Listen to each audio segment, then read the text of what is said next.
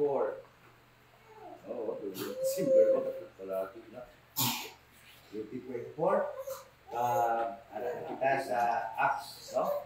Daw matapos natin siguro ang Acts chapter 14. Kaya natin matapos the whole chapter sa siling chapter 14 sa atong study series sa book of Acts, no?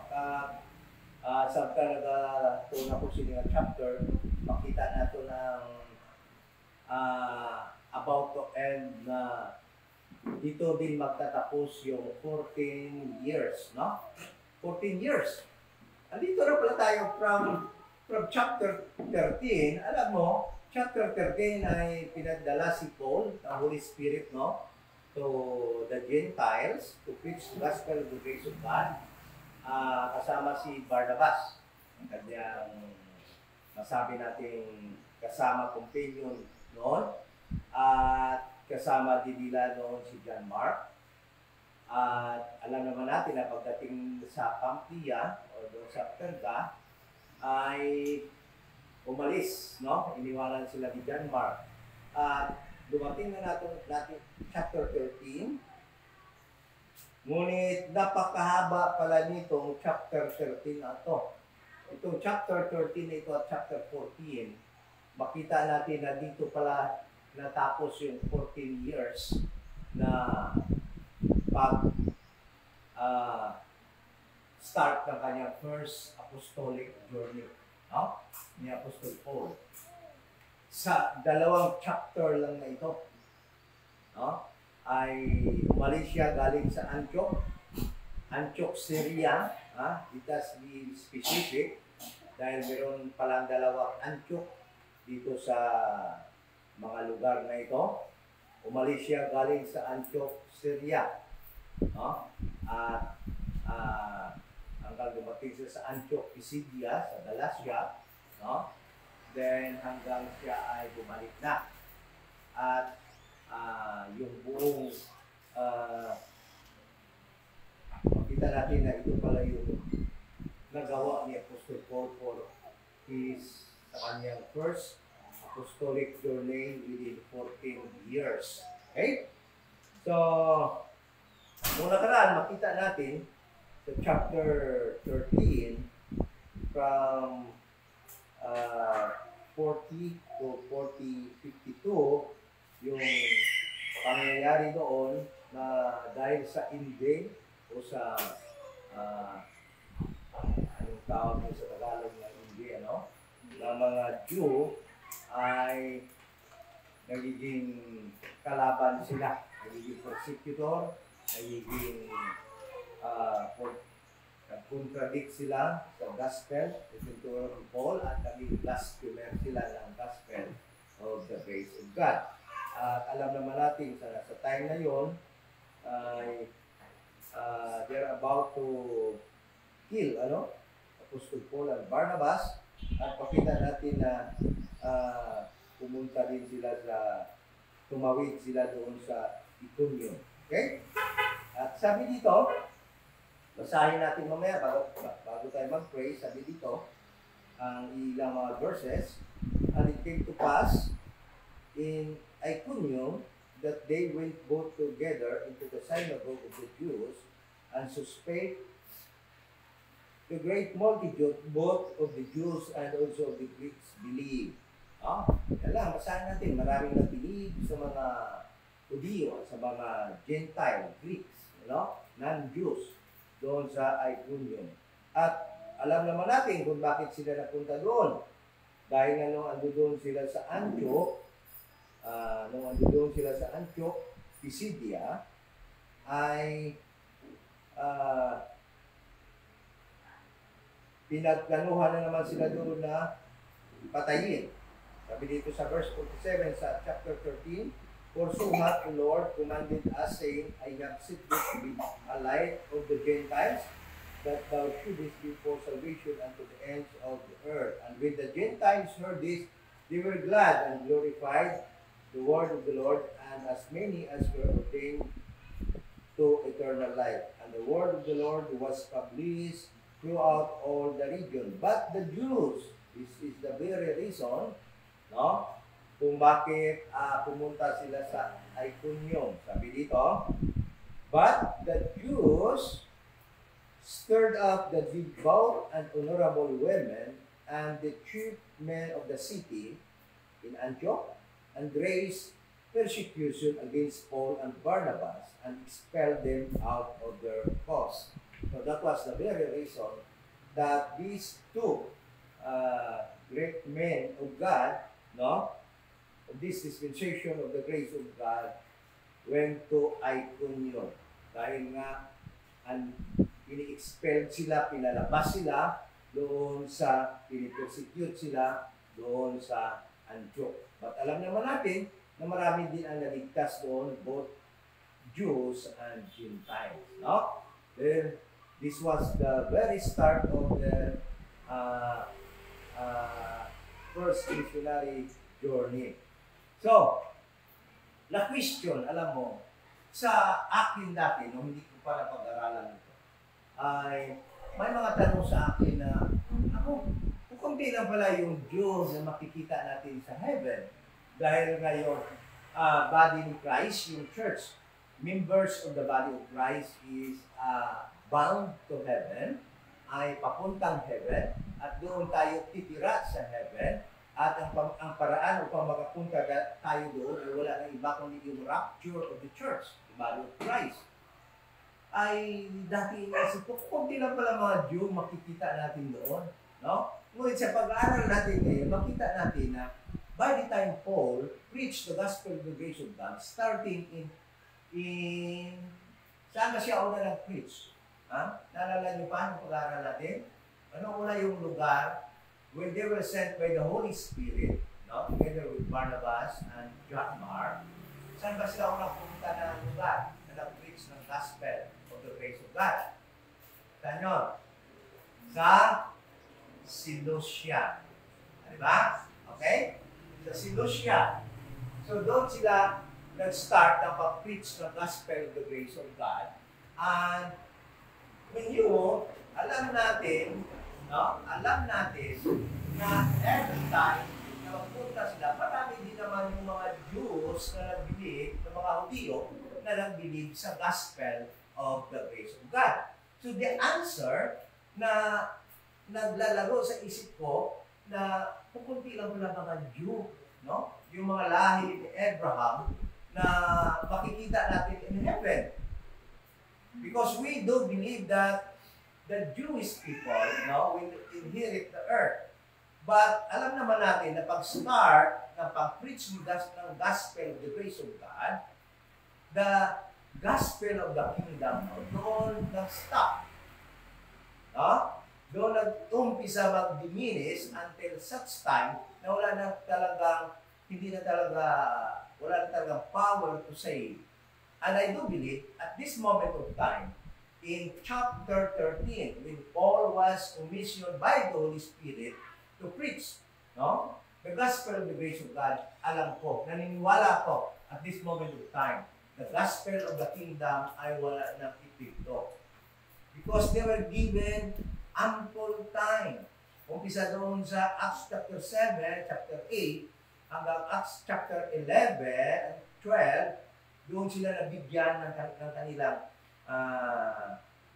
sabi natin extension, no? Na yes, the nation Israel fell.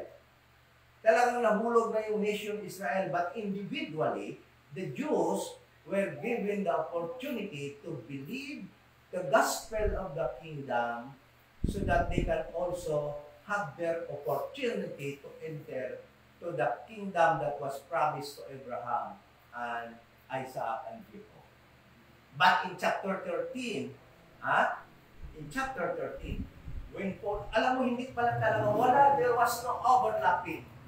No, alam naman natin kasi, kung minsan kasi, sasabihin natin, habang ang gospel of the kingdom ay tinuturo pa at epektibo pa, si Paul naman, ang gospel of the grace of God, ay tinuturo din at epektibo. Meaning, mayroong dalawang gospel at work during the time. No? Hindi pala. Dahil nga, sa chapter 7, pag nahulog na yung Israel, as a nation, but the gospel of the kingdom ay patuloy pa rin, but it was only for individual Jewish people. Para na sa individual salvation. Hindi na para sa national Israel. But in chapter 13, pag-umpisa ni Apostle Paul, I do believe that the gospel of the kingdom, wala nang magliligtas pa dyan ng gospel of the kingdom. Dahil in effect na talaga yung gospel of the grace of God. Yun na yung, kaya nga makita natin, bakit si Apostle Paul na saved sa Acts 9? Yes, the body of Christ started in Acts 9. Ngunit the preaching of the gospel of the kingdom, gospel of the grace of God, actually nag-umpisa sa Acts 13. No? It was long years pa, kung titingnan natin, umabot pa ng mga 10 years. Si Paul, 8 years na naging nawala sa limelight, umpisa na umuwi sa Jerusalem, at pinaalis siya ni Jesus Christ doon, sa pamagitan ng pagkita nila, pinaalis siya, at pinatid siya ni Barnabas, no? Makaalis sa Caesarea, then he jumped into Tarsus.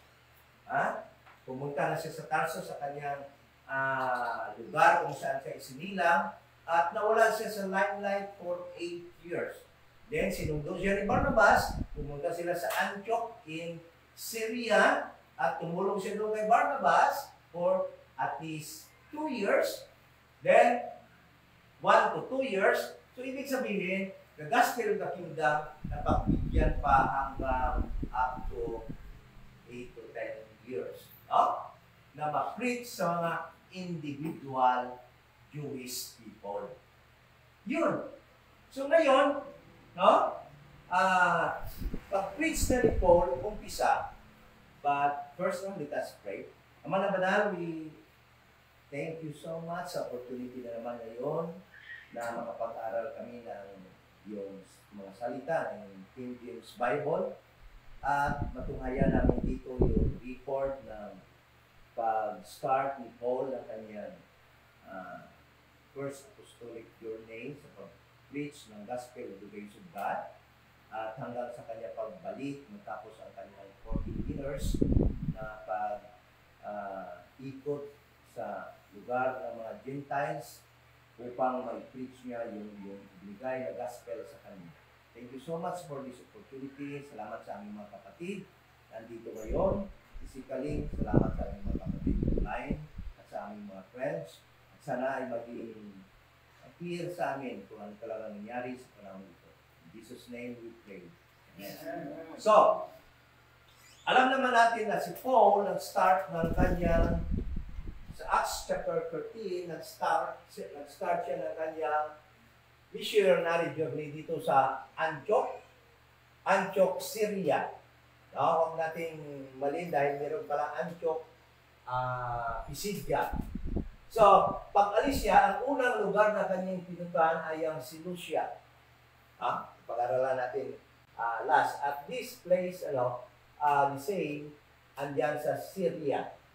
So, hindi nga natin alam kung ilang taon siya dito nag-preach. There was no record kung meron na ligtas dyan. Okay? Wala record. So, pagkatapos, next niya na pinuntahan is yung Cyprus. So, ibig sabihin, dahil yung Cyprus ay nasa gitna ng Mediterranean Sea. Tama ba lang spelling ko ng Mediterranean? So, Mediterranean Sea, ito buo na ito, andito yung Israel, andito yung Jerusalem, dito yung Jerusalem, dito yung Israel, ito yung land of Israel. So, Caesarea, pataas, no? Yung mga lugar na yan. So, ito yung Jerusalem. So, pumunta siya. Alam naman natin na Tarsus, ito yung lugar ni Paul. Tarsus, ito siya sinilang.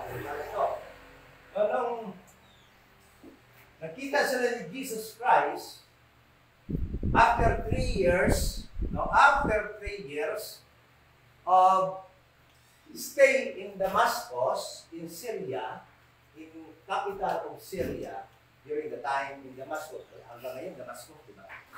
So, papatayin siya doon sa Syria, umuwi siya sa Jerusalem. Then, he stayed in Jerusalem, in the temple, together with Peter, and James, and John, but hindi na niya kita yung ibang mga disciples doon. At alam naman natin na nagpakita si Jesus Christ sa kanya sa temple at sinabihan siya na huwag kang magstay dito dahil hindi sila maniniwala sa iyo at papatayin sana doon si Paul na naman sa Tarsus o sa Jerusalem. Ngunit tinulungan siya ni Barnabas na makaalis at umuwi siya sa kanyang lugar dito sa Tarsus. Okay? At nawala siya for 8 years.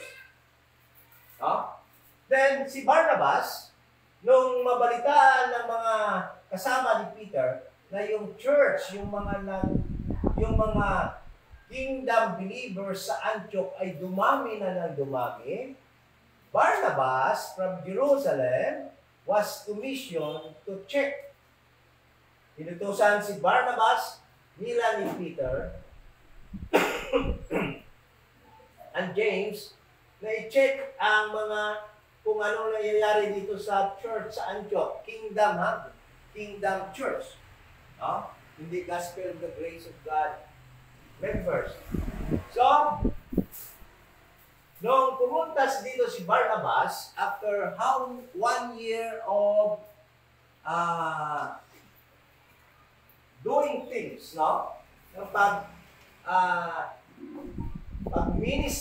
pag-minister sa mga believers dito sa Antioch, ay sinundo ni, alam niya, yan ang record, dito Sister Rochelle, good morning sis. So, alam naman natin na sinundo ni Barnabas dito si Paul sa Tarsus. Hinanap niya si Tarsus, si Paul, dito sa Tarsus, sa kanyang nativity place. Dahil nga marami na, masyado nang dumami yung mga believers, kingdom believers, members of the Little Flock dito sa Antioch. Kaya hindi na Little Flock sila ng panahon na ito Messianic Church na sila. So, kung dumami na, mabigat na yung trabaho kay Barnabas, sinundo niya si Paul at nagtumulong si Paul sa kanya dito sa gawain sa Antioch, Syria. Okay? So, dito nangyari yun, ang Acts chapter 13, verse 1, na ang Holy Spirit nagsabi na ibahin nyo, ihiwalay nyo, separate ye Barnabas and Paul for the work of the ministry kung saan po sila tinawag. Okay? Sabi ng Holy Spirit. Then, ang ginawa nila, ang Holy Spirit sent them to the Gentiles. Okay? So the first place they visited actually during the time was Seleucia.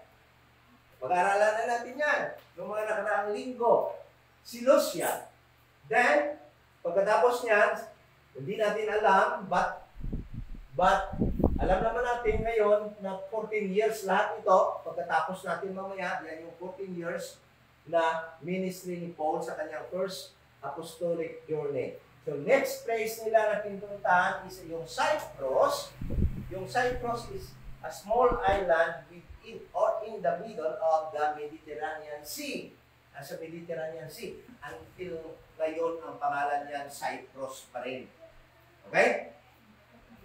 So, ang unang lugar nila pinuntahan dito is yung Salamis. Yan sa Bible. Then, pagkatapos nila dyan, hindi natin alam kung ilang taon dyan. Then, pumunta sila sa Pafos.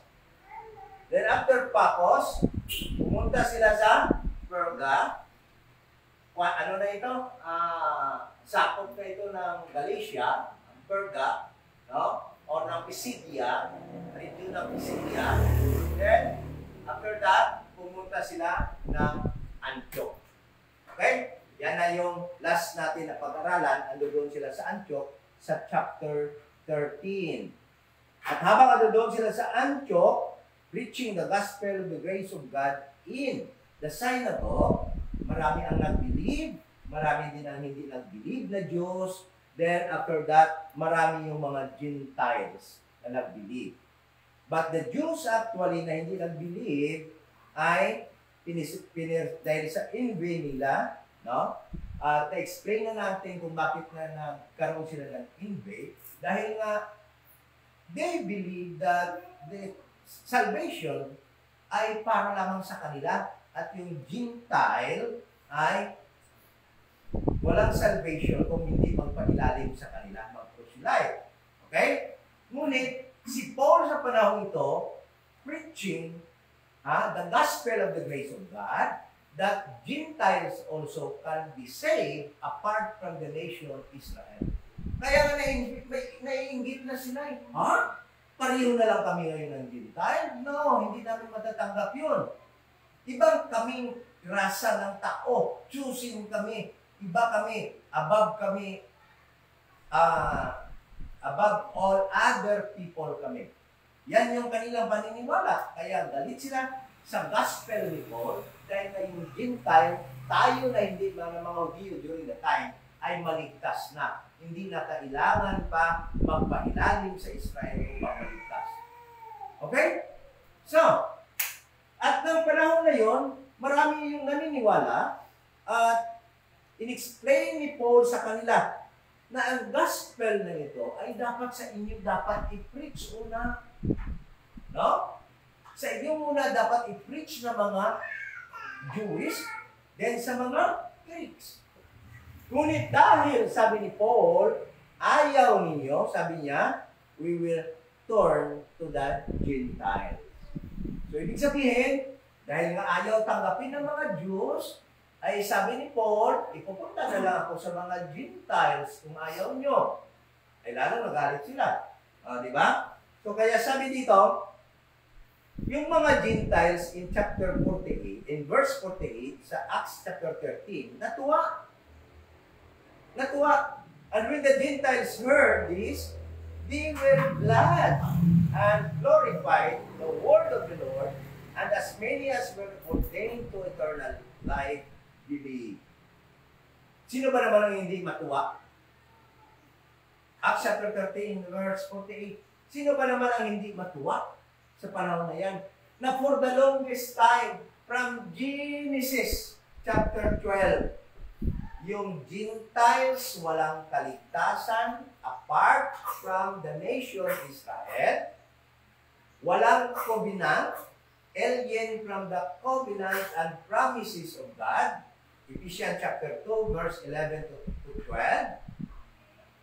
Without God, without Christ, for the longest time, thousand of years, ganun ang estado ng mga Gentiles. Ngayon, bigla sila nakadinig galing kay Paul, na ano kuno? Yung mga Gentiles, si Paul kuno, pinadala ng Diyos, sa mga Gentiles. Sabi niya dito, And when the Gentiles heard this, they were glad and glorified. Yun ang reason bakit nagiging masaya, maligaya yung mga Gentile. Hearing na pwede na pala sila maligtas, na hindi na mag-proselyte, na hindi na pumunta sa Israel. Okay? Na hindi na maging Jewish. Kumbaga nga hindi ka na mag-change citizenship and religious belief. Okay? But sabi ni Paul, kayo na mga Gentile, maligtas na. Mananampalataya lamang kayo na si Kristo ay namatay, bayad na iyong kasalanan, kinilibig at nabuhay muli sa ikatlo. Tuwang-tuwa yung mga Gentiles. But in verse 49, anong nangyari? And in verse 50, but the Jews stirred up the devout and honorable women and the chief men of the city, and raised persecution against Paul and Barnabas, and expelled them out of their host. habang andito si Paul sa Gentiles, agad sa Antioch na ito, sa lugar na ito, daming nasiyahan yung mga Gentiles hearing Paul's gospel, no? Na pwede na sila maligtas apart from Israel. Just believe the gospel of the grace of God. Just by believing the gospel of the grace of God.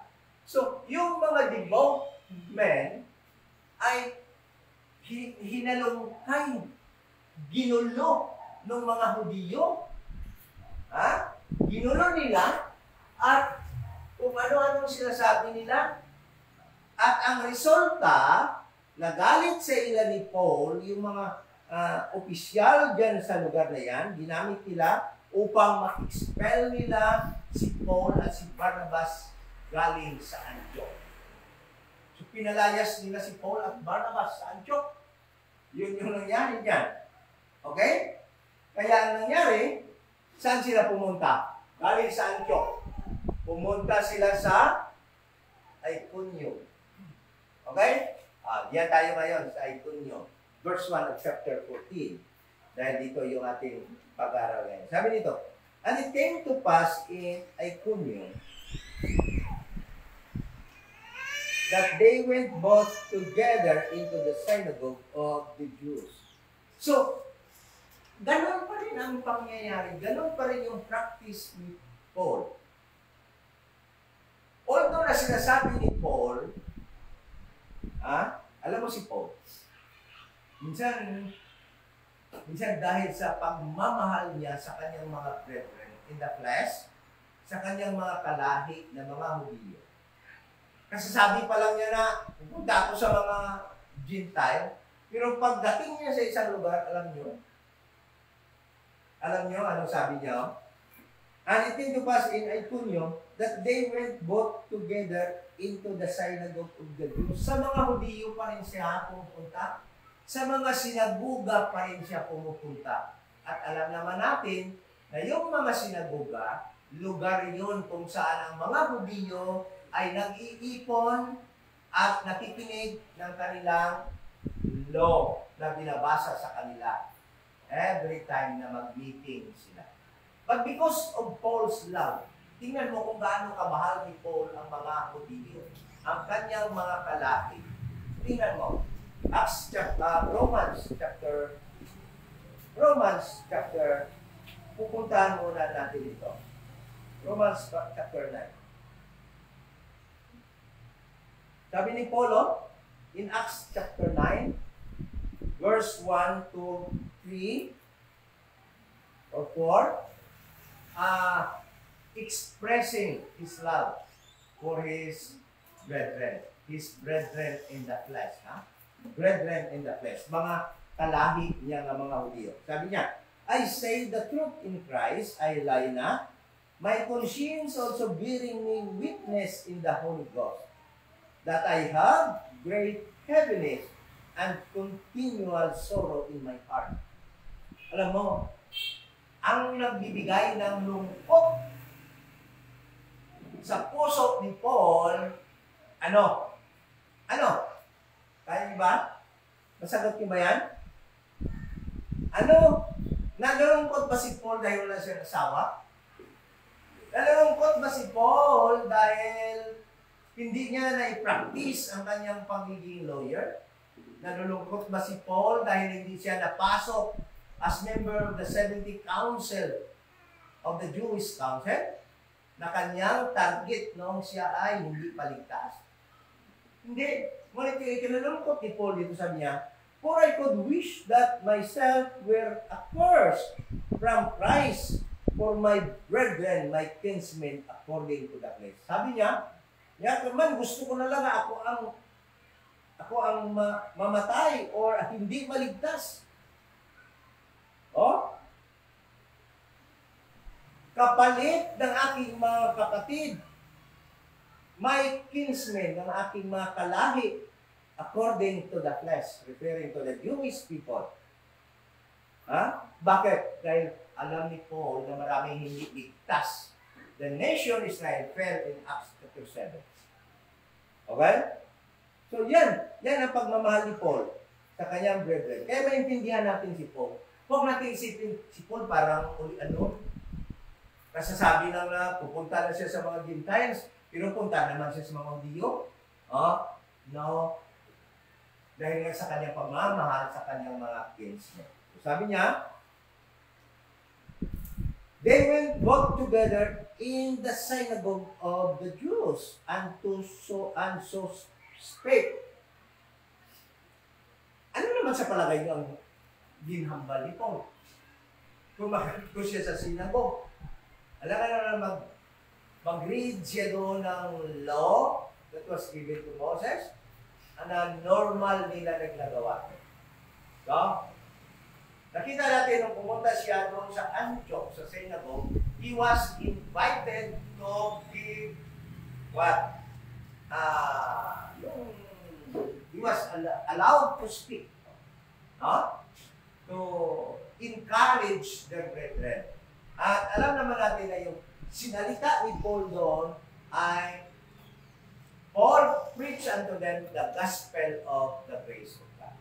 So the same at this moment of time, sinalita ni Paul yung gospel of the grace of God, tinuruan sila kung paano sila maligtas, in-explain ni Paul yung death and burial and resurrection of Jesus Christ.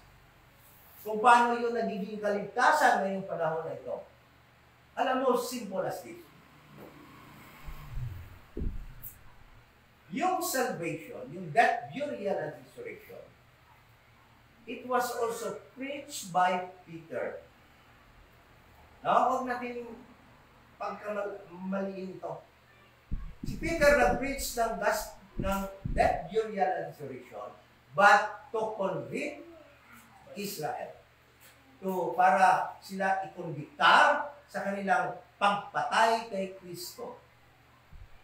But si Paul, nag-preach ng death, burial, and resurrection upang maligtas ay nagiging kaligtasan ng isang tao maniniwala nito. Mananampalataya nito. Yun ang kaibahan ng kanilang pag-preach ng death, burial, and resurrection. So Paul explained unto them that Christ, the one who died on the cross, was the blessed one. Yun yung king, yun yung yan yung kanilang hari, ang savior na pinangako sa kanila. But, ang kaligtasan na i-preach ni Paul ay pamamagitan na sa pananampalataya ng death, burial, and resurrection of Christ. Then, sabi dito,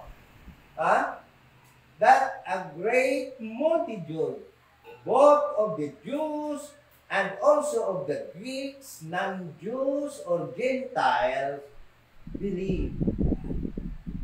No? So, ang tanong ko noon nga, sabi ko, nasagot na.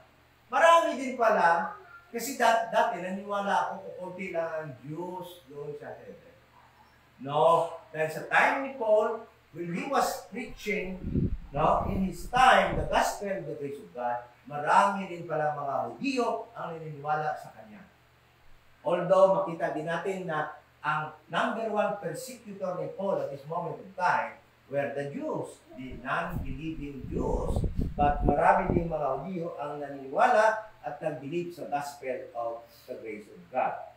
But listen to this, persecution, nung andun sila sa Iconio, hindi nawala, hindi natigil, At alam naman natin na ang buhay ni Paul, alam mo, napakalungkot ng buhay ni Paul kung titingnan mo.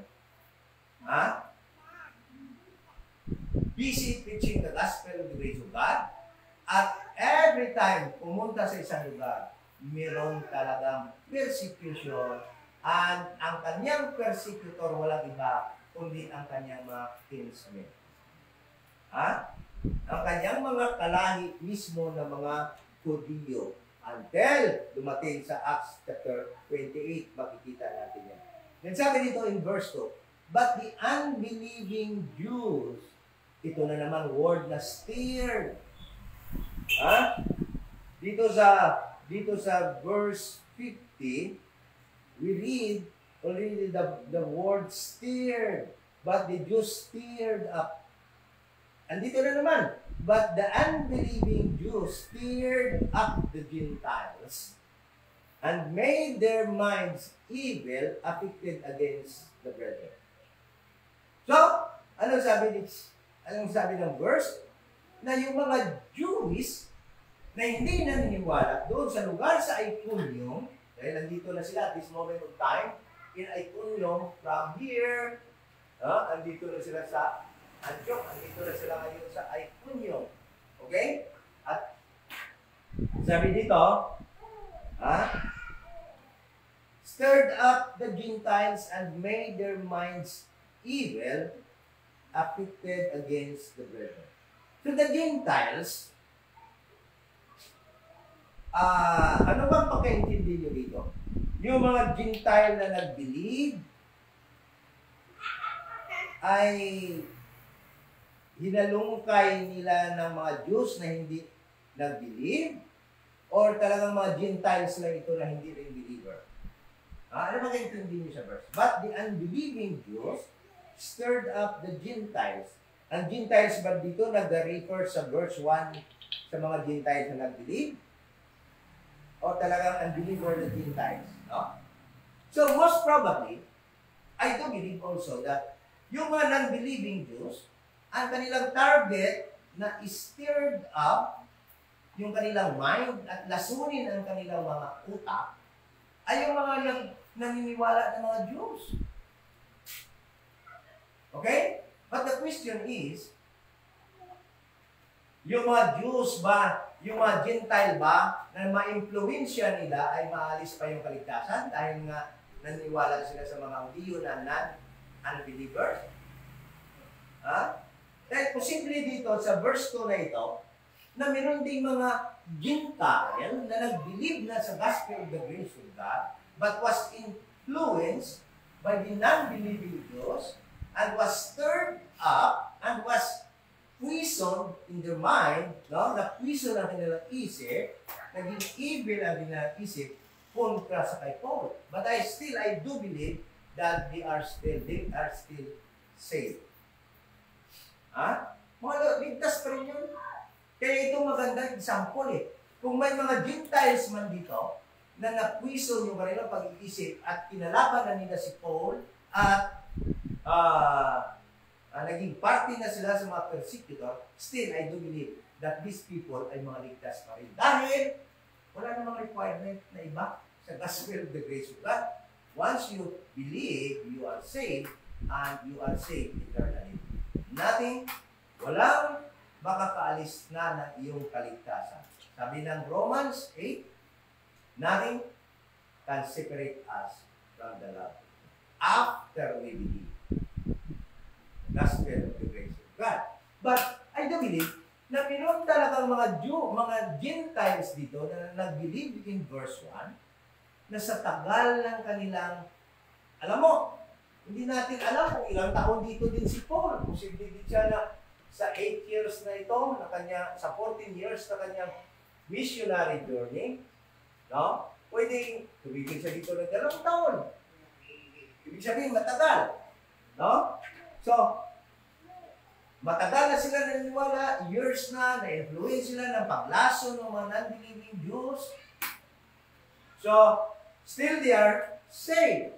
Diba? And in verse 3, long time therefore, kasi tingnan mo, long time, ibig sabihin, years din yan, long time therefore, matagal din sila doon sa Iconium, no?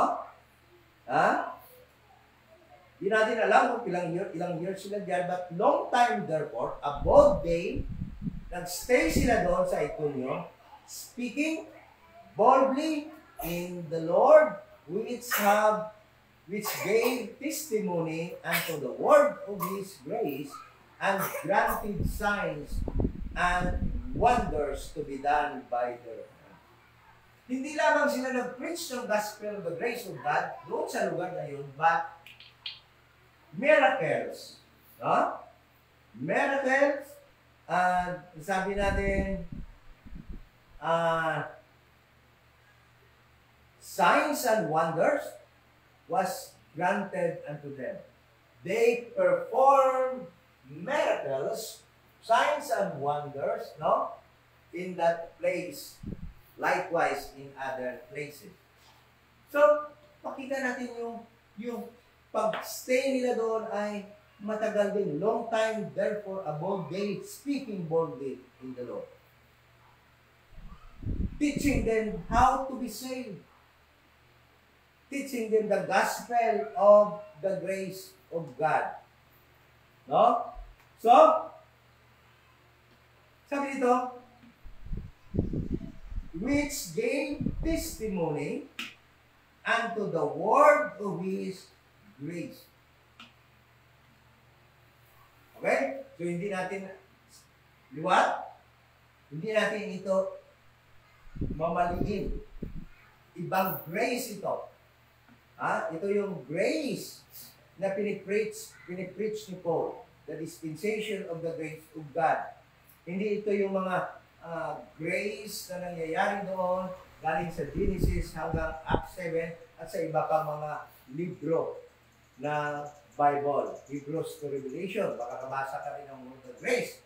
But definitely, this grace refers to the dispensation, to the instruction na ibinigay kay Paul in this dispensation of the grace of God. Okay? So, in-icon nyo, marami rin tayong makikita mga pangyayari, masabi natin, hindi natin makita sa ibang lugar. Okay? So, dito na-mention din sa chapter na ito, yung pagtawag kina Paul na apostol. Ewan ko kung meron kayong iba pang chapter. Yes, I do believe sa mga books of Corinthians, sa mga epistles ni Paul, alam natin na may mga words na apostles doon na nag-refer din kay Paul at sa kanyang mga kasama. But at this moment of time, in verse 14, makita natin na Paul and Barnabas was first called apostles. And apostles, ano yung ibig sabihin ng apostol? Special people. Ito yung apostol para maintindihan nyo kung bakit naging apostol itong dalawang ito. So, sabihin na natin, yung iba, sabi nila, 13 daw yung apostol. 13. Ako hindi lang 13. Marami pa. But the appointed apostles to the Gentiles is Paul. To Israel, 12. But yung mga kasama ni Paul na iba, like Barnabas, Timotheus, and Titus, ay tinawag din sila ng mga apostles, no? At bilang mga katulong ni Paul. Okay? So, ano bang ibig sabihin ng apostol?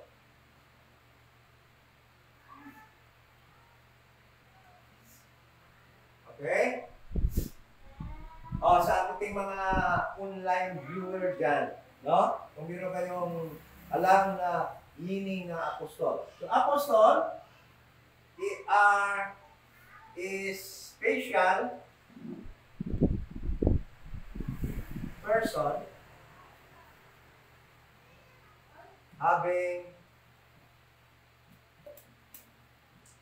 having special message to a special group of people. Okay? Yan yung apostol, huwag natin kalimutan yan. Yan yung ibig sabihin ng apostol. Ang apostol ay special na mga tao na mayroong special na message, no? Para sa special na group ng tao. The 12 apostles, they are special people recruited by Christ, no? Then, Christ gave them special message, and that is kingdom, the gospel of the kingdom, to be preached to a special group of people called Israel. Kaya nga sila ni Peter, pag nagsalita yun sila, yung mensahe nila para sa mga Hudiyo. Dahil yung message nila is for Israel. Special message yun para sa Israel. Alam nyo, nakakalungkot kayo. Halos lahat ng mga religion, pastors, teachers of the Bible, yung tinuturo nila, yung message nila ni Peter, hindi para sa atin yun, para sa mga Hudiyo lang yun. Okay? But Apostle Paul, bilang apostol, ay pinili siya, special sila ng mga tao. In fact, they were chosen by the Holy Spirit in Acts chapter 13. They are special people having special message to a special group of people, the Gentiles. Kaya kayo, Gentile kayo, makinig kayo kay Apostle Paul. Siya ang dapat pakinggan natin.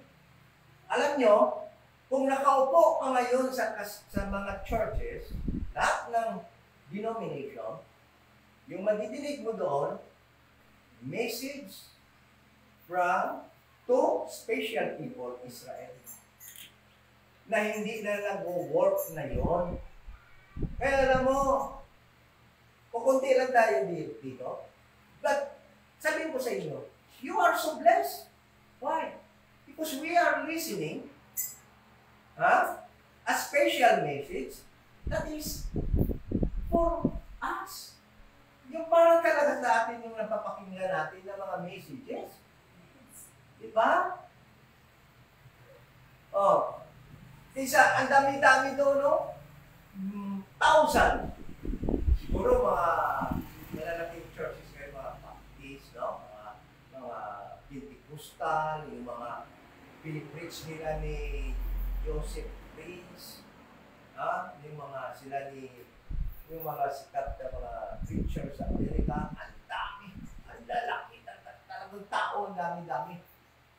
Daming pera nila, no?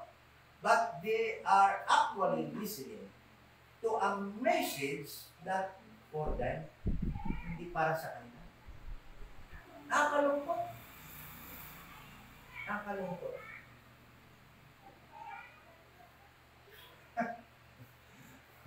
Sa Duato, Fatma, anong putolo siya? Okay. 11 lang kami. We're just 11 here. At hindi ko kinahihiya yan. Kahit pukunti lang kami dito, gusto ko madinig niyo yan. Ngayon, dito, 11 lamang kami. Pang-12 ako. Ay, labot yung ilang mga apo ko. Pero hindi ko ikinahiya na madinig niyan na pukunti lang kami dito. But, nakikinig kami dito ng tamang mensahe. Nakikinig kami dito ng tamang turo sa panahon na ito ng dispensation of the grace of God. So, that is apostle. Listen to this. But the multitude of the city was divided. So that people in Iconium, in this place at that time, yung andito si Paul at si Barnabas, by the way, bakit si Paul at si Barnabas na lang? Dahil nung pagdating nila dito, galing sila dito, papunta dito, Pacos, Perga, pagdating nila dito sa Pamplia, sa lugar to, part ng Pamplia, dito sa Perga, ano nangyari kay John Mark? Bumalik siya sa Jerusalem, umuwi siya, iniwanan sila dito, kaya dalawa na lang sila dito, palagi. Pero andito na sila, yung mga tao dito, instead of believing the gospel of the grace of God, they were divided. Ibig sabihin, divided. Ibig sabihin, hati lang naman. No? Nahati sila. At sabi dito, they were divided and part held with the Jews. Yung party, isang party, kakampi ng mga Hudiyo na non-believing Jews. Din yung iba naman, sabi dito, and part with the apostles. Plural. Plural. Kaya hindi mo pwedeng sabihin na si Paul lang ang apostol. Si Barnabas hindi. Ha? Kaya in next verse, tingnan mo. And when there was an assault made of the Gentiles and also of the Jews, where the rulers who used them despitefully to stone them. Tingnan mo, itong dalawang to, babatuhin na. Ha? Babatuhin na. So, ang issue, ang gusto kong ma-sitol dito na issue is this. Apostles in the Bible ay hindi lamang Kristi. Pero mga apostles, si Barnabas, apostol din. Then may mga verses pa na nagpapakita na si Timothy, apostol din. At meron pang mga iba. No? But, ang major apostles, para sa 12 tribes, the group of Peter, then Paul for the Gentiles. Then ito sila ni Barnabas at iba pa ng mga apostles ay mga katulong ni Paul. Tingnan mo, Ephesians, para malaman nyo na ito. Ephesians chapter 3, verse 5. Kasi ito yung sinasabi ng mga denomination. Yan, sila ni Peter, kasama din yan sila ni Peter at ni Paul. No! Iba yung mga tinuturo ni Peter. Hindi sila magkasama. Tingnan mo. Ephesians chapter 3, verse 5. Umpisa natin verse 4. Whereby, when ye read, ye may understand my knowledge in the mystery of Christ, which in other ages was not made known unto the sons of men, as it is now revealed unto his what? Apostles. Pag sinabi apostles dito, revealed unto his apostles, excluded dito si Peter at kanyang mga kasama na apostol sa kingdom. Ang sinasabi ditong apostles, since this is plural, nag-refer kay Paul, Barnabas, Timotheus, at iba pa nilang mga kasama na naging katulong ni Paul sa dispensation of the grace of God. Hindi ito, kaya pag ginamit na nila ito ng mga nagtuturo ng iba, lalo na mga denomination, yung mga apostles dito, walang isa dito na kasama ni Peter sa verse nito. Okay? So, sabi niya diyan, verse 5, and when there was an assault made both of the Gentiles and also of the Jews, so yung nangyari dito sa Iconio, dahil nag-divide na yung mga tao dito, iba kakampi kay Paul at kay Barnabas, na tinawag nilang mga apostles, ang iba kakampi sa non-believing Jews. So, nung mangyari na yun, sabi nito, and when there was an assault, talagang ina-assault na sila. Ano yung assault? Sa Tagalog. Talaga, pag nakita sila, binubugbog-bugbogay na talaga sila, no? Nako, patuloy natin ito mamaya. Makita niyo si Paul talaga binato dito. No? Then sabi nito, there was an assault made both of the Gentiles and also of the Jews with the rulers. Kasama na talaga yung mga official sa mga lugar na ito, sa Iconio. To use them despitefully and to stone them. So babatuhin nila, papatayin na talaga nila. Verse 6, they were aware of it, but alam din ni Paul. Alam mo si Paul dito, ng time na ito, although nga minsan dito si Paul, nabubugbog din, no? Pero sa time na ito, talaga hindi pa mamatay si Paul. Kahit anong gawin, protektado siya dito, no? No? Sabi dito, and to stone them, they were aware of it. Alam nila yon. And fled unto Lystra So, anong ginawa nila? Tumakbo na naman sila dito. Itong lugar na to, from Iconio, bububugin sila dito dahil maraming hindi naniniwala sa kanila, tumangki sa manang believing Diyos, then tumakbo sila sa Lystra. Okay? Lystra.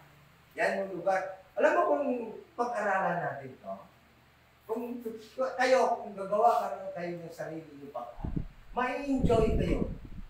May ilalagay mo yung sarili mo na andun ka ng panahon na yun. No? Malalaman mo yung mga pangyayari na nakasulat sa Bible. No? Alam mo, andito na sila sa Lystra. Sabi dito. And they were aware of it and fled unto Lystra and Derbe,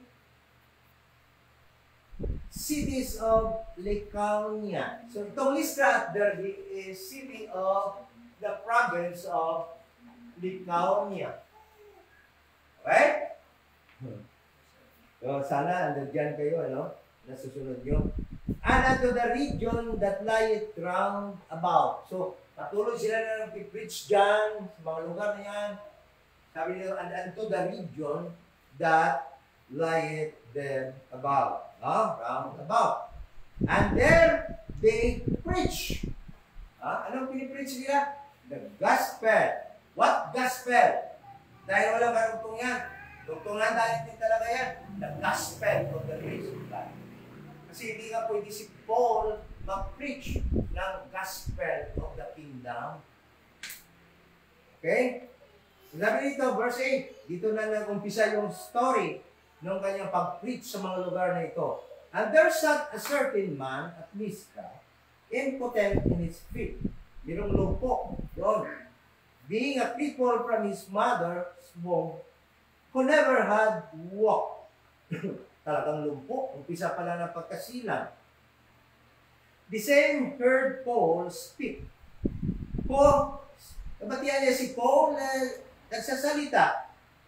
Who steadfastly beholding him, na tumitingin naman sa kanya and perceiving that he had faith to be healed.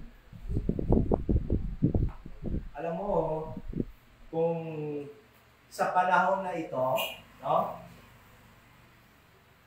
Kung sa panahon na ito, pwede pa itong mga nangyayari sa panahon na ito ni Paul, maganda sana.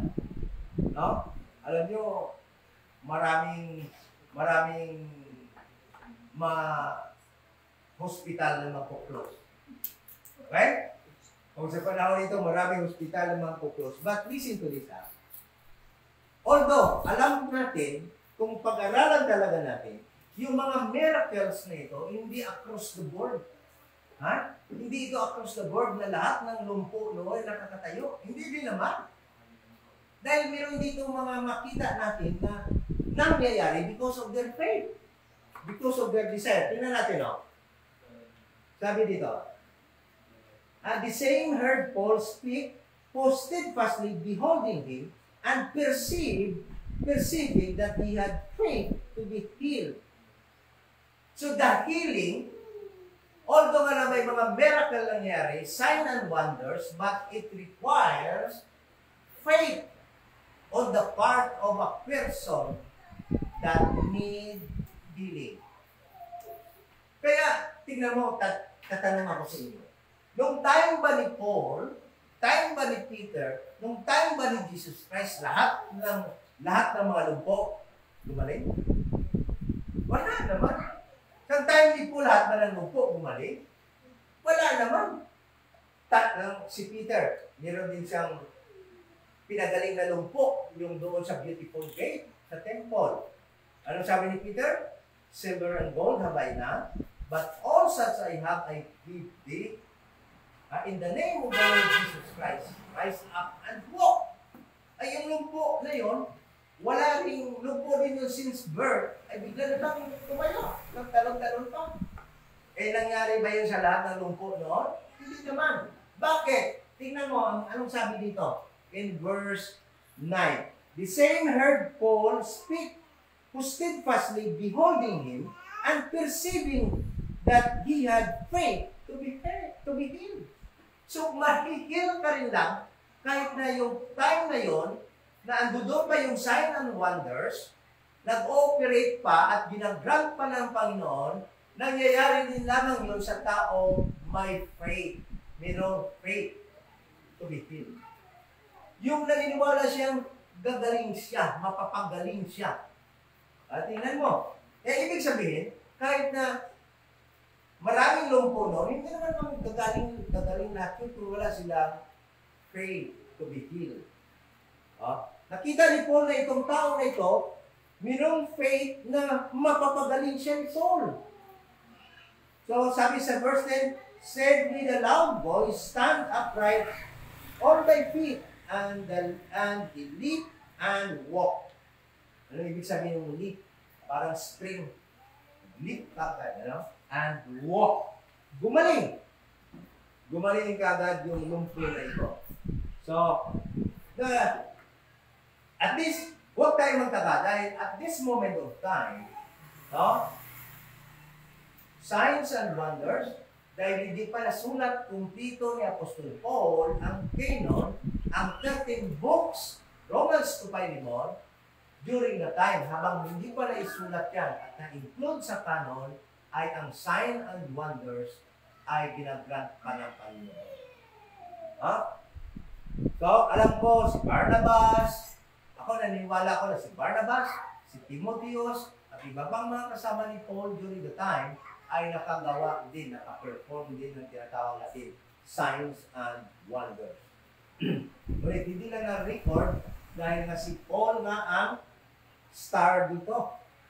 Verse 11, and when the people saw what Paul had done, they lifted up their voices, saying, in the speech of Iconium, the gods are come down to us in the likeness of men. Alam mo, naku. Kung ngayon mangyayari ito, sisambahin ka. Yung mga tao na yon, doon sa Lycaonia, or dito sa Lystra, which is part of province of Lycaonia, ang paniniwala nila kay Paul at kay Barnabas mga Diyos. Kaya, sabi nila, yung mga Diyos bumaba sa atin. These people actually believe na mga idol worshiper, mga pagan. Sabi dito, the gods are come down to us in the likeness of men. Yung paningin nila kay Paul at kay Barnabas, mga Diyos na. Then in verse 12, and they called Barnabas Jupiter. Pinangalanan nila si Barnabas si Jupiter.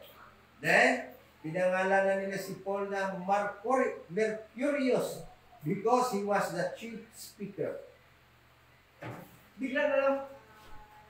Alam mo kung mangyayari ng ito, ang daming pera. Dibawa, kung mangyayari ng yan, may mapagaling ako dyan, na lumpo. Naku, ang yaman ko agad. Tingin niyo sa akin, mga Diyos na ako. Ngayon, tingnan mo sino yun? Sino yung mga nagpapagaling? Si Binihin. Sino ba yung Pilipino? Si Carillo. Si Carillo. Si Apostol Carillo. Talagang nagpapagaling. Binabatukan niya, umalis daw yung masamang espiritu. No? But, listen to this. No? Anong ginawa ni Apostol Paul?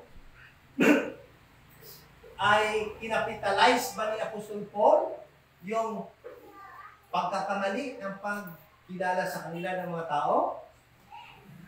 And they called, verse 13, Paul, never capitalize ng maling pagkakilala sa kanila ng tao. Pwede na ito sabihin ni Paul, yes, mga Diyos nga kami galing sa heaven. Kaya sumamba kayo sa amin. Ibigay niyo sa amin yung mga ari-arian niyo. Kagaya ng iba ngayon na mga andito. Ang dami dyan, si Lon. Ang dami dyan, ano? Lois, Carillo, lahat na lang ng mga magician dito sa buong mundo. Andyan si, sino yung mabait-bait, kaibigan ni Oprah. Si Joel Austin, no? Ano yan? Joseph Prince. Asin dyan sila. Naku, kung nangyari ito sa kanila, sasamantalayin. Kaya ngayon, ang ginagawa nila eh, meron sila mga dami, meron sila mga utos-utusan na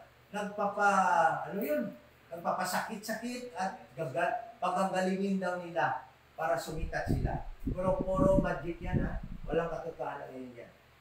Walang sino man ngayon na makapapagaling ng may sakit apart from medical sa mga practices ng doktor.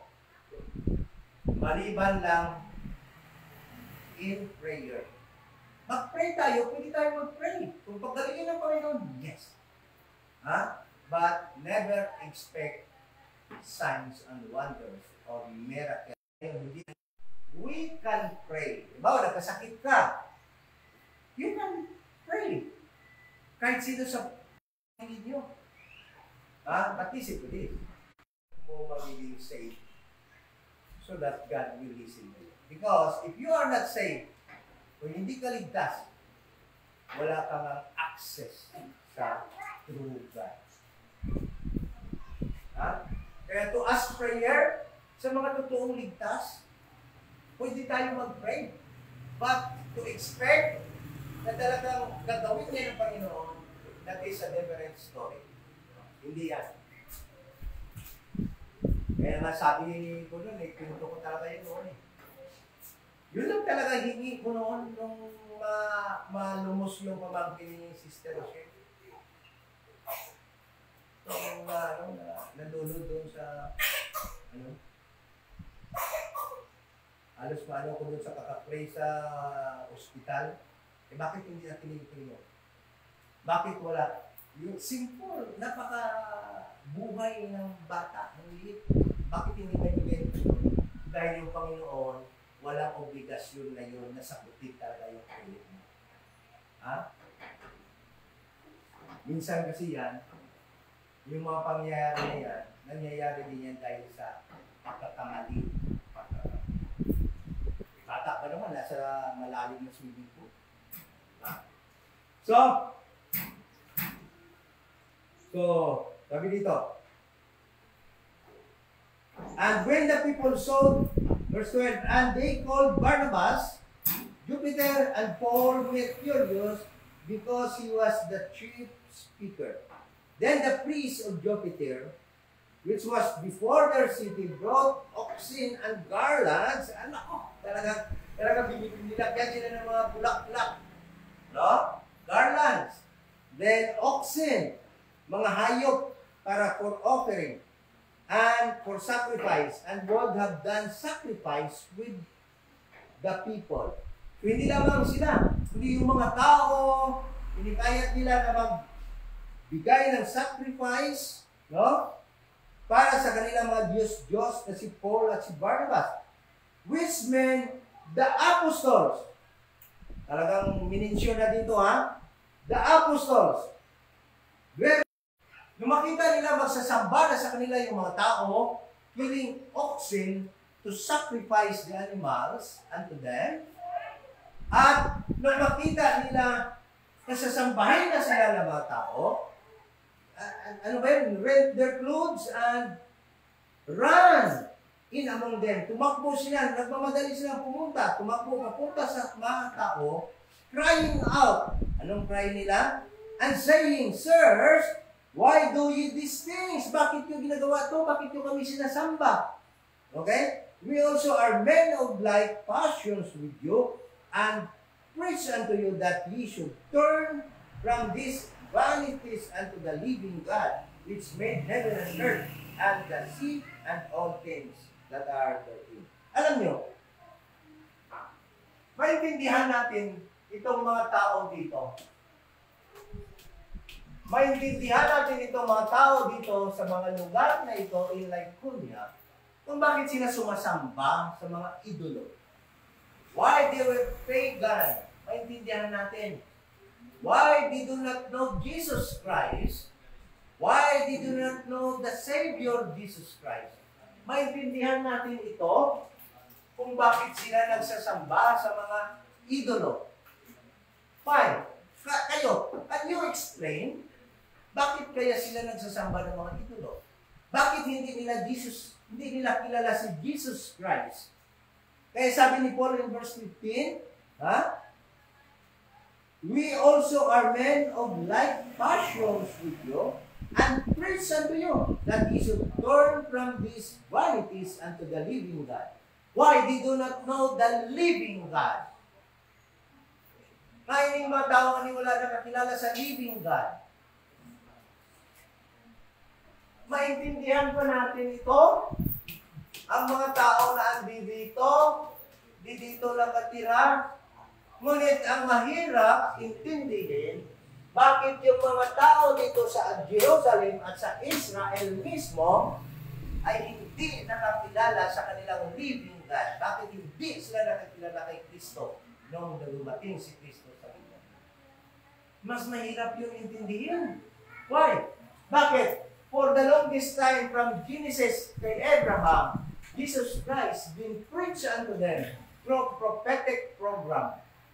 That seed will come in their needs and will save them and will rule over them as their king and kings. Ngunit bakit hindi nila naintindihan? Kaya, nung verse na ito, na sinasabi, na nagsasamba sila, sinasamba nila si Paul, na si Mercury, maintindihan natin yun because they were Gentiles. They were without God during the time. They are apart from the covenant of God. At alam naman natin na ang true God, ang totoong Diyos during the time, ay Diyos ng Israel. Eh bakit sila nung dumating yung Diyos nila, yung God nila, hindi nila kilala? How much more itong mga tao na to? That is why sabi ni Paul, andito kami. Hindi kami para sambahin nyo bilang Diyos na si Jupiter at si Mercurius, kundi andito kami upang ituro sa inyo, i-preach sa inyo na maalis kayo sa vanity na yan. Yung pagsamba nila sa mga Diyos-Diyos, vanity yan, upang maalis kayo diyan at, ano sabi niya, unto the living God. Upang makilala mo mismo ang buhay na Diyos. Okay? Sabi niya na, which made heaven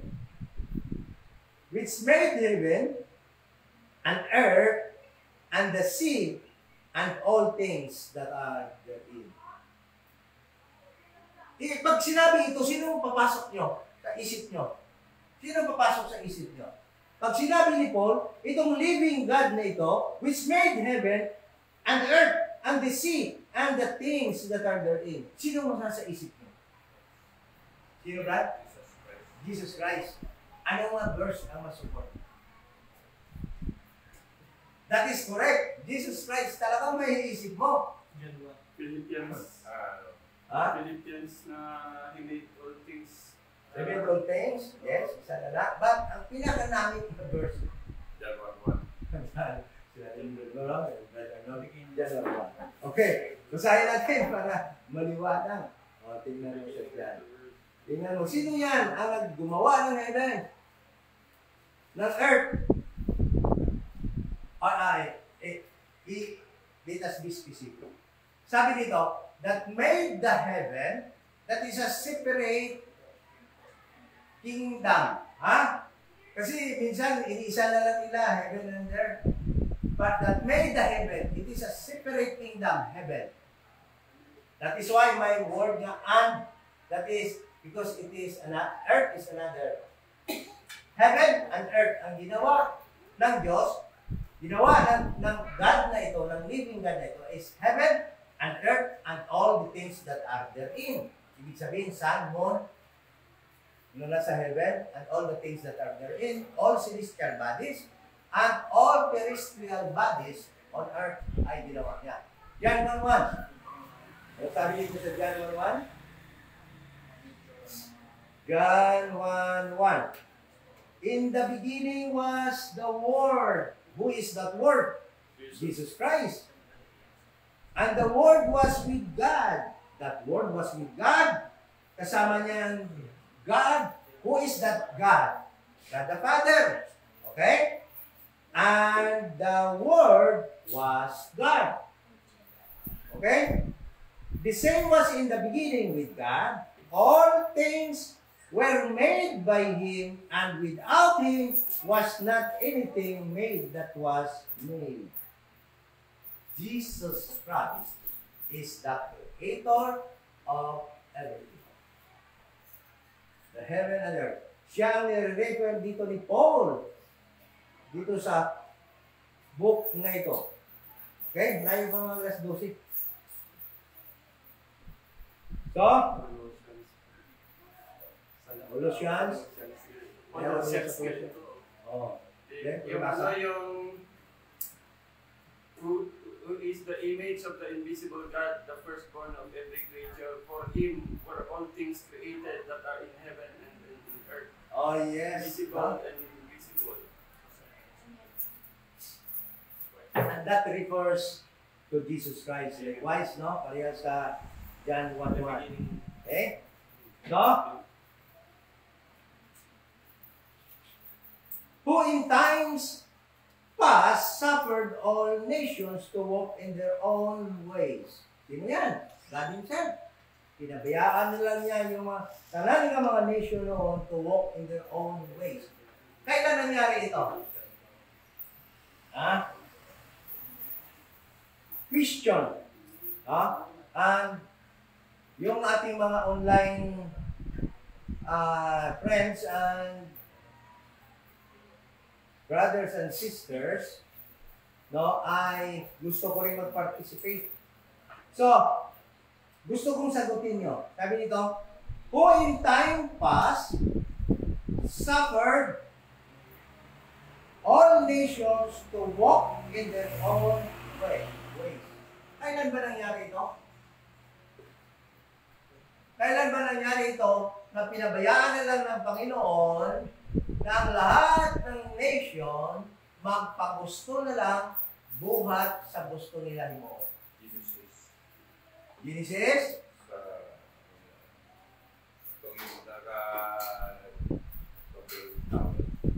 Yes. Genesis chapter 11. By the time, sa time ni Babel, ni Nimrod, no? That was the time na dinestroy niya yung ang Babel.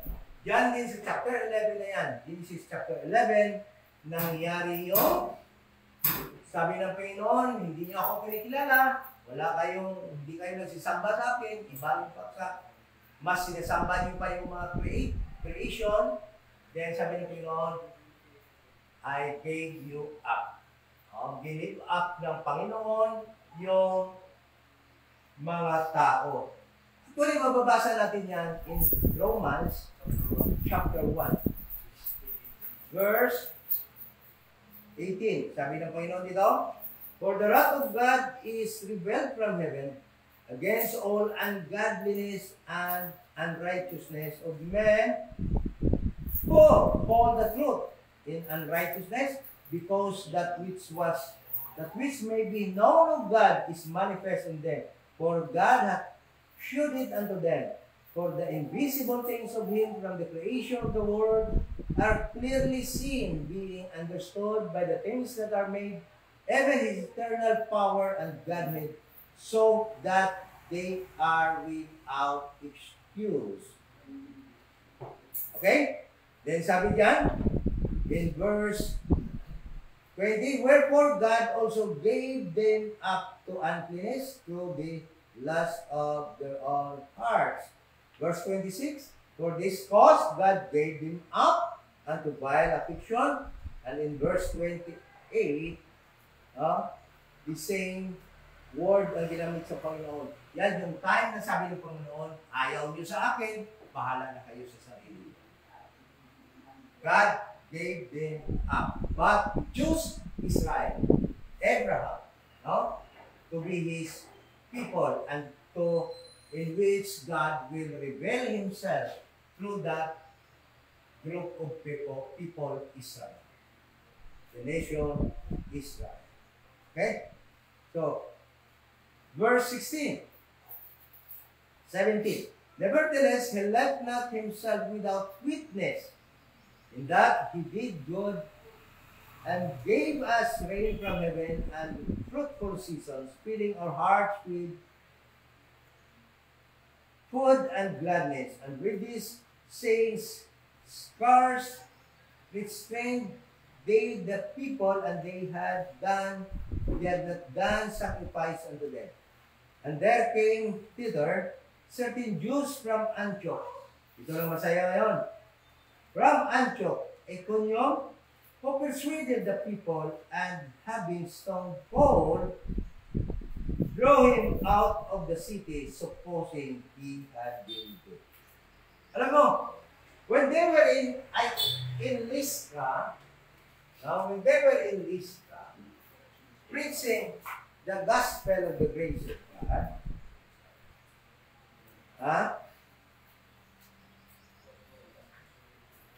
meron na naman mga tao, meron na naman mga Hudiyo, meron yung mga Jews dito sa Antioch, pumunta dito sa Iconium, yung mga Jews dito sa Iconium, nagalit din kay Paul, pumunta sila sa Lystra.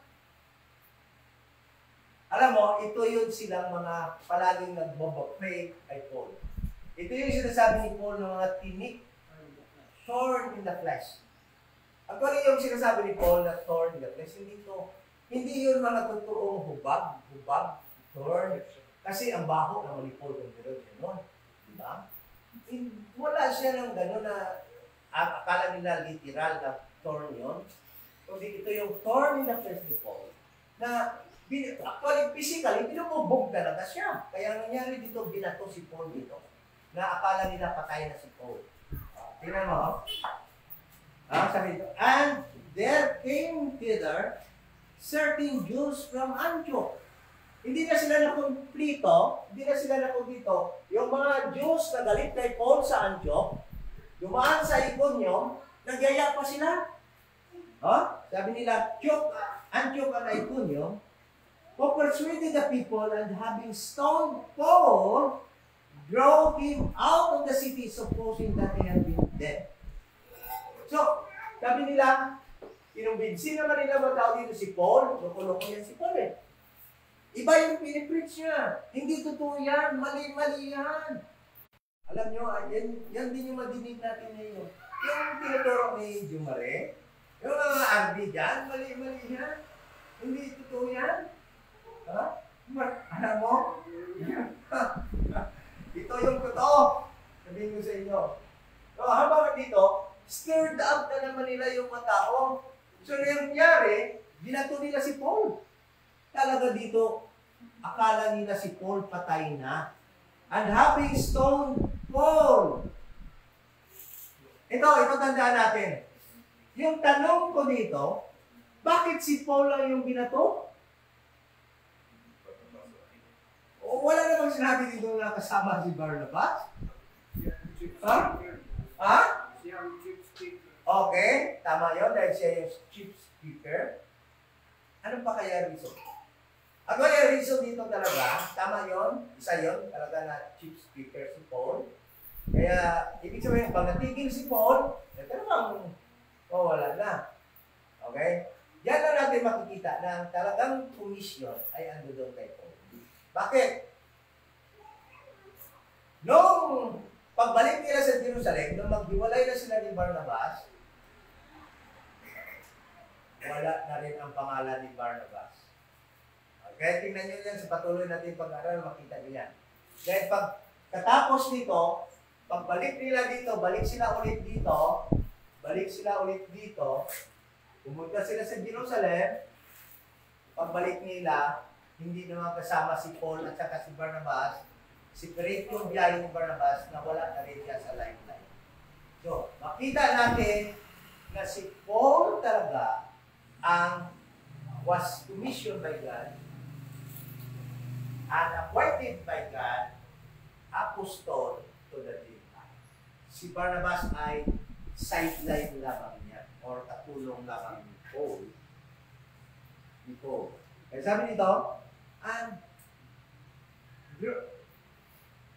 there came thither certain Jews from Antioch and Iconium who persuaded the people. Talagang pinipilit nila yung mga tao, kinukumbinsi nila yung mga tao.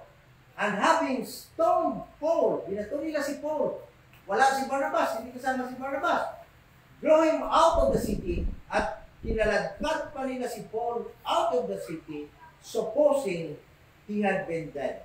Akala nila patay na, pagbato nila kay Paul, kinaladkad nila palabas sa city, dahil akala nila patay na si Paul. But in verse 20, howbeit, as the disciples stood round about him, he rose up and came into the city, and the next day he departed with Barnabas to Derbe. So, ang totoo niya, hindi pala namatay si Paul, at alam ko na hindi pa rin kaya nila patayin si Paul dahil may papagawa pang Panginoon. At pagka-umaga, pagdala nila doon outside the city, pinaligiran si Paul, no? Dahil pagpaligid kay Paul ng mga tao, tumayo si Paul, bumalik siya sa city, at pagka-umaga, pumunta na naman sila dito sa Derbe. Okay? Malapit na lang. Mukhang hindi natin kaya. Kaya natin. Then, verse 21, and when they had preached the gospel in that city, he had taught many. They returned again to Lystra, to Iconium, and to Antioch. Alam niyo habang nagbabasa ako, tuntua ako kay Paul tapang talaga ni Paul. Walang takot si Paul at this moment of time. Kahit na yun na yung ginagawa sa kanya, galing dito sa Derbe, diba, takbo siya ng Derbe. Kailan, papatay na siya dito sa Lystra.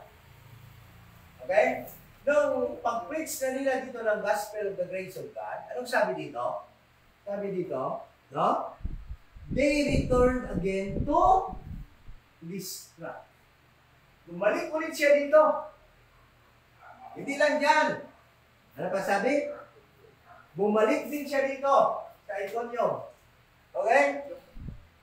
Pagkatapos, bumalik pa siya sa Antioch. Okay? Return to Antioch. Anong ginagawa niya ni Paul at this moment of time? At this moment of time. Verse 22, confirming the souls of the disciples and exhorting them to continue in the faith, and that we must through much tribulation enter into the kingdom of God. Okay? Huwag tayong mamali na naman dito. Baka sabihin natin, tingnan mo, kingdom of God, ma-enter din pala sa kingdom of God. Di ba kingdom din niya na-promise sa kanila ni Peter? Di ba para sa Israel, kingdom of God? There are two kingdoms of God. Yun na nga sabi ko nila, heaven and earth. And at this moment of time, I do believe, at this moment of time, ako naniniwala tayo na hindi pa na tapat ni Jesus Christ kay Paul. First 14 years pa lang ng kanyang apostolic journey ito as an apostle to the Gentiles. It's either two. Paul was referring to the kingdom of heaven dahil na doon tayo pupunta ng mga kingdom of mga saved sa gospel of the grace of God. And at the same time, it could be that Paul, hindi pa na-reveal ni Jesus Christ dahil na progressive ang revelation sa instruction to the BOC, dahil progressive, pwede na hindi pa na-reveal kay Jesus Christ, na ni Jesus Christ kay Paul, na ang destination ng believers na believe sa gospel of the grace of God ay Okay? Kasi actually, sa totoo lang, progressive ang pag-reveal kay Jesus Christ. Kay Paul ni Jesus Christ. So, sa ining 14 years niya, first 14 years niya ng biyahe, no? It is possible that lahat ng information hindi pa talaga na reveal kay Paul. Tingnan mo, sa totoo lang, hindi pa nga yata siya napunta sa current, ha? Wala pang lugar na current dito na napunta. Wala pa. Sabi dito, return to Antioch, confirming the souls. Then verse 23, and when they had ordained them elders in every church. Hindi pastor ang nilagay, ha? Sa every church, but elder. What was ordained during the time was elders, not pastors. Kaya I don't believe na kailangan may pastor pa ngayong panahon ito ng dispensation. Why natapos sa talagang ng pastor? He ordained elders and had prayed with fasting. They commended them to the Lord on whom they believed. And after they had passed throughout Pisidia, pagkatapos niyan, pagkatapos na nila sa Pisidia, dito sa Antioch, no? Pumunta na naman sila sa Pamplia. Bumalik na naman sila dito sa Pamplia. Itong region na ito. Bumalik na naman sila sa Pamplia. So, alam mo, ito yung biyahe ni Paul. Pagkatapos niya sa Derbe, pumunta siya ng Lystra. Pumunta na naman siya ng Iconium. Pumunta siya ng Antioch. Pumunta siya ng Pergia ulit sa Pamplia. Then, anong nangyari? Pagkatapos niyan, from Perga, bumiyahe na naman si Paul, papunta ulit dito, nagbarko na siya dito, papunta ulit dito sa Antioch, sa Syria. Tingnan mo, tingnan mo. Dito. And when they had ordained them elders in every church and had prayed with fasting, they commended them to the Lord, on whom they believed. And after they had passed throughout Pisidia, here in this place, Pisidia, Antioch, Pisidia, Pamphylia, okay? Then sabi dito, they came to Pamphylia, and when they had preached the word in Perga, and when they had preached again the word in Perga, okay? Ano nangyari? They went down unto Atalia. This is Atalia. This small place. This is Atalia. Oh. Atalia. Ano itong spelling naman? Yan. Atalia with H. Then sabi dyan, unto Atalia,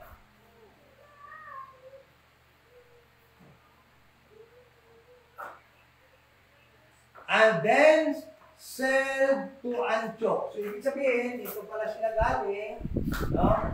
Perga, then Atalia, then from here, they sailed unto Antioch, Syria. Sa kanilang home base. So, bakit? Bakit ko nasabi na 14 years yan? Sinong may sabi na 14 years yan? Travel na yan ni Paul. Galing dito, papunta dito, then pabalik dito. Ito pala yung mga lugar na yung napuntahan sa una niyang apostolic journey. Wala pang current, wala pang ibang lugar. Okay? So, tingnan mo. Bakit niya nasabi na 14 years? Itong record, Galatians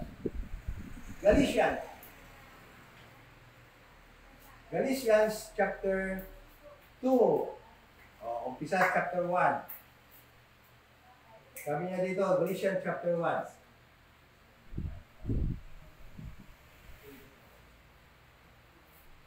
Basahin natin mabuti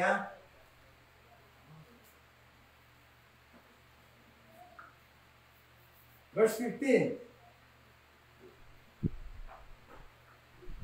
Pisanta na verse 15. Dapat verse 12 mo. Verse 15 lang.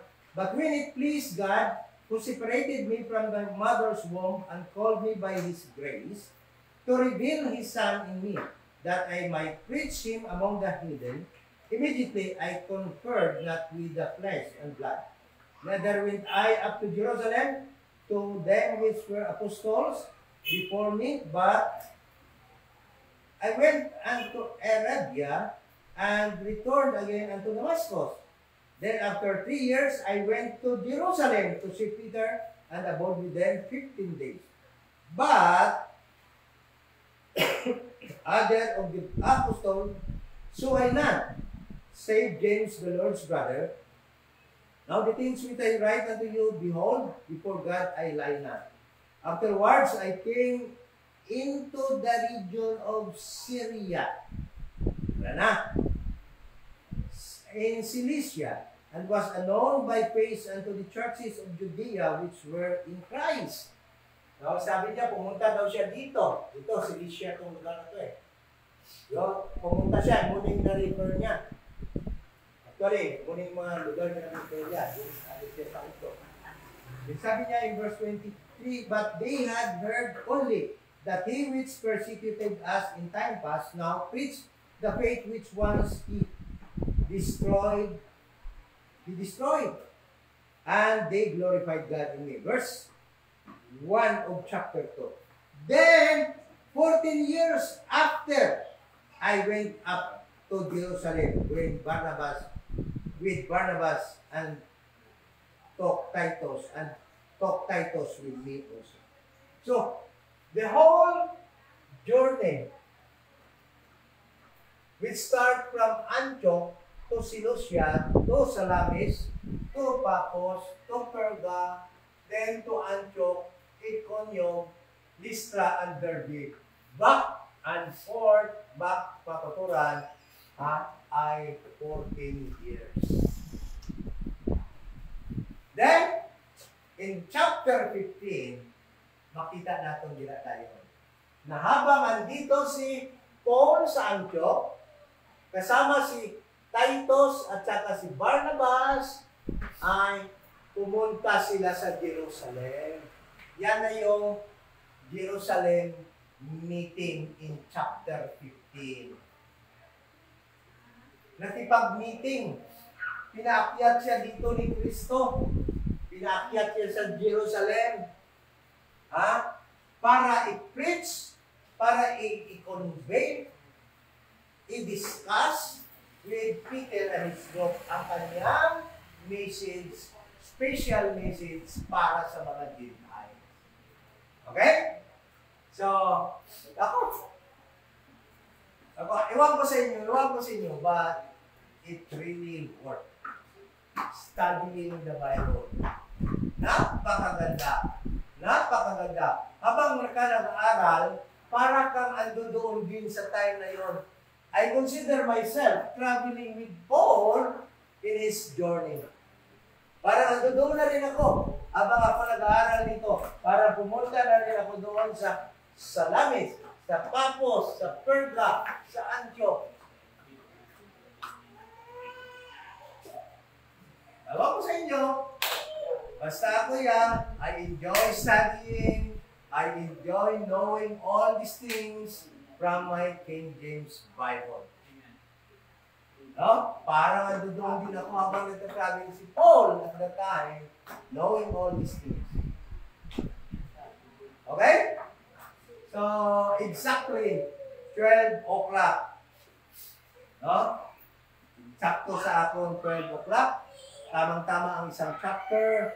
But in the next Sundays, I do believe na medyo mahaba itong chapter 15 at gusto ko ma-expound na po ito in the next Sundays. Dahil ang ganda ng pangyayari dito, nang pag-uwi dito ni Paul, pinaakyat siya ni Kristo papunta sa Jerusalem to have a meeting with Peter and his group.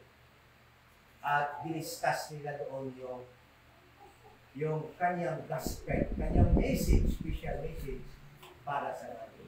Kasi nagtataka ni Peter eh. Sabi ni Peter at kanyang grupo, ano ba yung ginagawa ni Paul at ni Barnabas? Bakit niya mga Gentiles kasali na? Kasi mayroong mga balita, siyempre, yung mga galit kay Peter, kay Paul, nagre-report sa Jerusalem. Peter, iba na yung Philippines ni Paul at ni Barnabas. Kasali na yung Gentiles.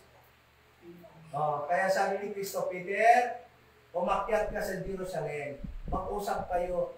Paul, umakyat ka sa Jerusalem. Kausapin mo sila ni Peter. Explain mo doon sa kanila bakit kung ano yung gospel. And it was discussed for a lengthy time, no? Hindi lamang isang oras, hindi dalawang oras. Sabi ni Paul, mahabang oras kami nagdi-discuss. At walang nangyari, wala silang nagawa sa akin. Walang may nadagdag sila sa gospel na ibinigay sa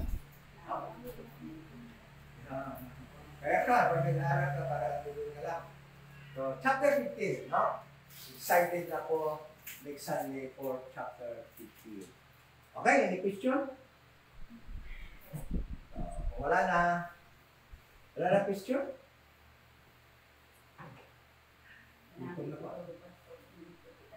Yes, kaya hindi naman pwede na may balik natin. Sumakay tayo ng time machine para bumalik doon. We can be there by studying our Pilgrim's Guide. Kaya sabi ko sa inyo, habang nag-aaral ako, nilagay ko sarili ko kasama ni Paul. Para doon din ako sa mga lugar na maganda, malalaman nyo. Could you imagine? Kung ano doon ka pagpagaling ni Paul doon sa lugar ko. Okay? So, let us pray. Ato ni great si Sister Rochelle sa iyang birthday. Saan ito birthday mo si? June 3. Karoon ka na magkagtali mo may happy birthday, no? Sister Rochelle, birthday sa June 3. Si RJ, birthday niya, saan galing birthday RJ? Sabado, no? Sabado, hapon. Birthday ni RJ, pero ako siya sa biyahe, pagkapulit, no? So, let us pray. Ama Lord, thank you so much sa among natunan, sa mga katotohanan namin na pag-aralan sa iyong chapter ng 13 ng Book of Acts, kung ano yung nangyari sa travel na Apostol Paul at Barnabas. Thank you so much na panahon na yan na i-preach din yung gospel of the grace of God sa mga Jews. Salamat sa information na marami din pala ang nag-believe ng mga Jews during the time, mga Gentiles. Thank you so much sa iyong protection kay Apostol Paul the time na natapos niya ang pinapagawa mo sa kanya hanggang makarating siya sa Rome o back to appeal hanggang matapos ang buhay niya doon sa Rome. Ngunit alam namin na gamit nagawa niya ang mga bagay na pinagawa mo sa kanya, ang pagsulat ng mga instructions, decision of the grace of God. Thank you so much sa your faithfulness na hindi mo kami pinabayaan sa panahon ito na walang tunghayan na mabasa at pakuhaan ng information kung ano yung ginagawa mo ngayon this moment of time sa iyong mystery program para sa amin. Thank you so much. We pray